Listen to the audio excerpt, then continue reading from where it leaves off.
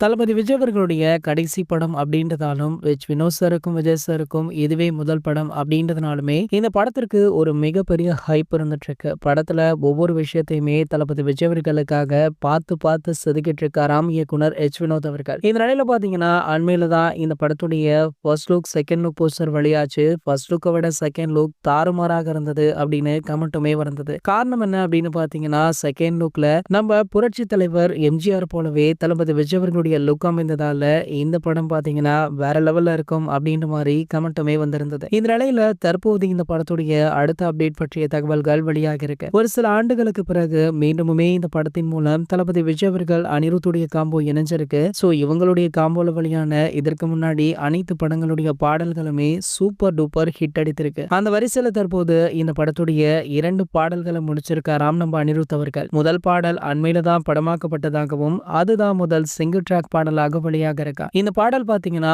ஒரு club song போல இருக்கும் அப்படின்னு சொல்லப்படுது. சோ இதற்கான அறிவிப்பு அடுத்த வாரம் வெளியாகும் அப்படின்னுமே சொல்றாங்க. சோ இந்த அறிவிப்பையுமே நம்ம அனிருத் அவர்கள் தான் வெளியிடுறாராம். இதற்காகவும் தளபதி ரசிகர்கள் ஆவலுடன் காத்துட்டு இருக்காங்க. இது போன்ற சினிமா செய்திகளை பத்தி நீங்க உடனே தெரிஞ்சுக்க நம்மளுடைய தளபதி டாக்கீஸ் அப்படின்ற நம்ம சேனலை சப்ஸ்கிரைப் பண்ணிக்கோங்க.